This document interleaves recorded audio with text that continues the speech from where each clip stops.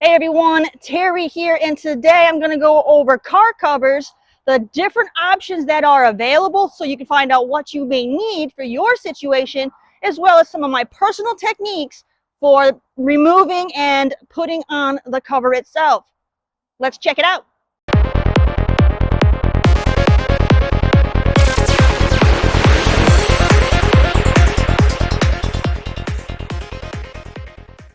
All right, everyone, when deciding which car cover is best for your needs, you're going to need to decide, first off, where is your car going to be stored? Are you going to be parking it outside where it's going to be amongst the elements and animals and things of that sort? Or are you going to have it well protected inside a closed garage?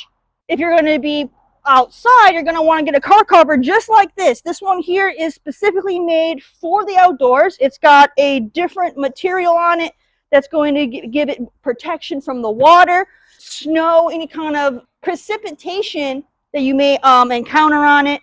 One of the nice things about my particular one is it also comes with the extra pockets for the side mirrors. Not all car covers have that option, so if that's something that is going to appeal to you, make sure you look for that. As well as I also have on the side doors, there is a foam insert there for extra protection, so that way if somebody was to ding the side of your car while it's parked in your driveway, you got a little extra protection for the car. Other options are going to be the ones that you're going to see inside a closed garage. They're usually black in color and they're made of a thinner material because they're not meant to get wet. They're simply there to keep dust off your car, fingerprints, as well as paw prints if you happen to have a cat or something that might lounge around in your garage, to help keep, pet hair and fingerprints and things of that nature off your car. Not meant to be used outdoors. You can go around and get a better look of the car cover that I have. Like I had mentioned, it has the pockets for the mirrors. This is one of my favorite features for a car cover. I always look for ones like that, so that way I know it's going to have a nice fit to the car. Otherwise, you can run into issues where if the mirrors don't have a pocket, sometimes you don't get a good fit, and your cover could be a little too tight going over the mirrors, depending on what kind of vehicle you have, and it can be cumbersome, or you might have a lot of slack in other spots. So, personal preference, I like having the pockets for the mirrors. Next, like I had mentioned, one of the features of mine is it has padding along the doors right here. This is going to help protect it, and you can see it just like some foam that's inserted in the cover itself. This way, if someone was to ding their door on there, I got a little extra protection on the car. It also has spots here where if, I'm not sure what this is for, to be honest. It also has little straps here, so you can, what I like to do sometimes is I'll get a bungee strap and I'll stretch it from one loop to the other loop so it gets a tight seal underneath the car. This way, if it's a windy day, I know my cover will stay securely on the car and not get blown off. And your cover should tightly fit around the entire car and tuck underneath your bumpers. And this one was specifically made for the Z3. Now, you may not be able to get a cover specifically made for your car. You might have to go for one that is more of a universal car cover. Just do your research, see what makes and models it's supposed to be for, so you can get something relatively in the correct sizing, and then you're good to go. And then just remember, do you want an outdoor cover or an indoor cover? Now, prior to moving where I am now, I had to have the car parked outside, so I have the outdoor cover. It still works out for me because even though I have a garage, my garage is more of a carport. It doesn't have a door on it. So I still need to be protected from the elements, because when it rains, sometimes depending on the direction of the wind, the water and leaves and all kinds of stuff can come blowing into the garage. So I need to still have that extra protection. Now let's go over some of the techniques that I use to remove my car cover. And you're probably wondering, why does it matter how I take off the car cover? Well, my friend, it matters because depending on the size of your vehicle, it can be very cumbersome to put the cover back on. It's going to be slipping off. You're going to be trying to getting on one corner and it's going to be falling off another corner. And especially if you got a big SUV, it can get really difficult. So sometimes you got to plan ahead on how to take it off so that way you're not struggling putting it back on. So for the Z3, being that it's a car that's lower to the ground, it's significantly easier to work with than, let's say, a big SUV like the Yukon that we have. So being that mine has the foam inserts, it also gives it a little bit of weight so that when I'm doing my maneuvering of it, it helps keep it in place a little bit better as well. And what I like to do is I always start from the front and I work my way to the back.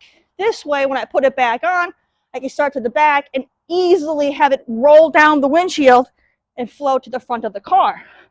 Let me show you how I go about doing this. So what I like to do is fold it up in thirds the best that I can. So usually I'll untuck it from the front, make sure that it's not getting snagged on your front license plate if you have one.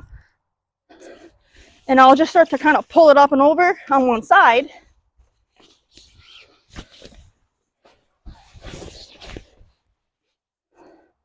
Untuck the back corner there, and that is pretty much step one on getting it where I need it. Just kind of get it in like the first third section that I need it in, just like so. And then I repeat the process on the opposite side.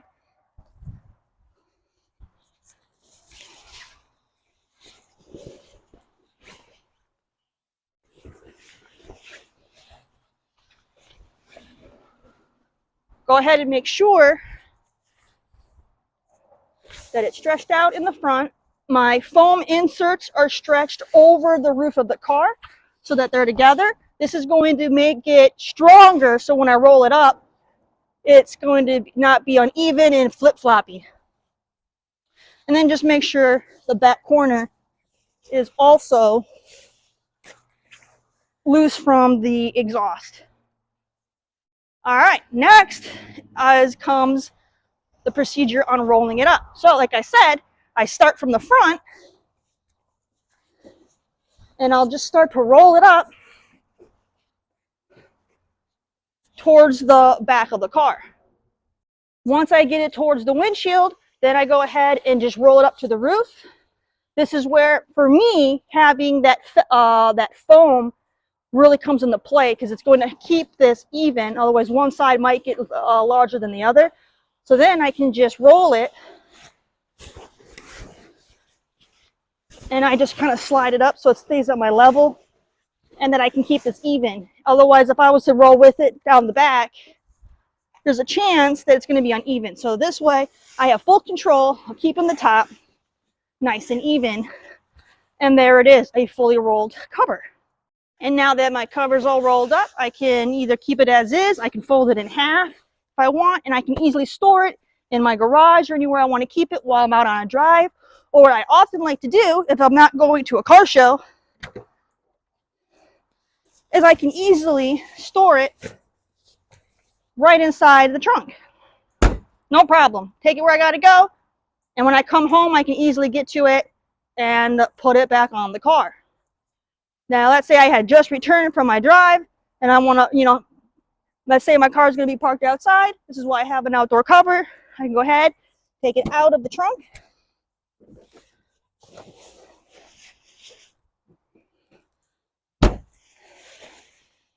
And because I rolled it from front to back, I'm already at the back. So I can easily just get started on putting it back on the car. And I know the part that's coming undone goes to the back, so I can roll it that way. All that planning of how I did it all comes into fruition right now. Something to keep in mind, though, is I usually try to wait at least an hour before I put the cover on the car. I do this because you're going to have a lot of heat on the hood of the car as well as on the exhaust. The tailpipe gets rather hot. And depending on the type of material that you have, the last thing you want is to have it melt and get stuck to the finish of your exhaust. So keep that in mind. So what I will sometimes do if I know I can't wait for it to cool down, is I'll make sure that when I put the cover on, I keep the back bumper of this corner tucked up so it doesn't come in contact with my tailpipe. All right, so now we can go ahead and start putting it back on the car. I know to unroll it a little ways so I can get enough slack for the back and just roll it up to the center of the car. Go ahead and make the adjustments so that way it falls in place in the back, just like so. I got a little bit of slack, but it's going to work itself out, and I can easily just let it work its way down the front of the car. All right, so if I have it rolled up correctly, I'll be able to then just take it and it'll roll straight down and it'll go down the majority of the length of the car, which makes it simple. Then it's just simply tucking it down over the mirrors and over the sides of the fenders and just very easily walking around the car, and it'll just fall into place without having to worry about the car cover slipping and falling off on the opposite end as you work your way around. This is the easiest method that I've been able to come up with on how to properly put the cover on as well as take it off so I can make it easy to put it back on again. Now, this may not work for every type of vehicle, especially ones that are going to be a lot more rectangular and boxy in nature, like SUVs. Really hard to reach the top of the roof. So those are still going to be a situation where you're going to need 2 people to put those on. I really hope this information was helpful to you. Like I said, this does not have to be Z3 specific. Use these tricks and these tips and tricks on any make and model you have. Another important thing to keep in mind, try not to put the cover on your car when your car is wet, or taking the cover off and wrapping it all up and rolling it up when it's wet, because you got risk of getting mold and mildew on the cover, and then it's going to get over the car, and it's just going to be an unpleasant situation. So always try your best to not have to use the car once it's covered if it's going to be wet. If you are fortunate enough to where you're going to be parking the car in the garage and you just got home after it's rained or possibly with some snow, try to dry the car off first, then put your cover on it. All right, everyone, thank you so much for checking out the video. I hope you found it very helpful. A little bit of information on what kind of cover to look for, some different options that some of them have, as well as methods that I use for my Z3 to make it easy to remove and put the cover back on.